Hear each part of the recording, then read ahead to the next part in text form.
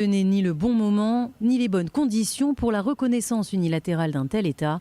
Tel est le message commun de la France, l'Allemagne et les États-Unis, suite à l'annonce de l'Espagne, l'Irlande et la Norvège.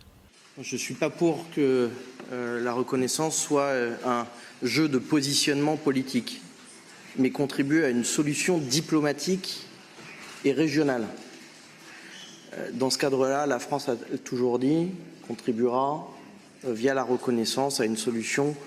Et donc, pour nous, ce n'est pas le moment. Et surtout, le jour d'après n'a pas beaucoup d'impact après la reconnaissance bilatérale. Afin de parvenir à une solution à cette horrible situation que nous vivons actuellement, il n'est pas nécessaire de reconnaître symboliquement, mais une solution politique. Pour parvenir à une solution au conflit au Moyen-Orient et à la solution à deux États, il faut des négociations directes entre les deux parties. Les États-Unis partagent par ailleurs leur incompréhension quant aux bienfaits d'une telle décision unilatérale. Nous pensons que la seule façon de parvenir à une solution à deux États qui soit satisfaisante pour les Israéliens et les Palestiniens est par le biais de négociations directes entre les deux parties. C'est sur cela que nous nous sommes concentrés et c'est l'objectif d'une stratégie régionale plus large engageant les États arabes.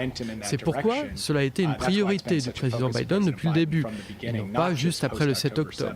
Mais il faudrait leur demander comment ils relient la reconnaissance unilatérale au progrès réel d'un processus de paix ou d'un cessez-le-feu. Parce que je n'ai pas vraiment compris cette logique. Malgré ces interrogations, certains pays occidentaux comme la Pologne ou la Slovénie saluent l'initiative, tout comme de nombreux pays arabes. Dans un communiqué, le ministère saoudien des Affaires étrangères a déclaré « Le Royaume apprécie cette décision rendue par les pays amis qui affirme le consensus international sur le droit inhérent du peuple palestinien à l'autodétermination et appelle le reste des pays à prendre rapidement la même décision ». L'Arabie saoudite, la Jordanie, la Turquie et la Slovénie ont par ailleurs déclaré qu'ils reconnaîtraient chacun un État palestinien le 28 mai prochain.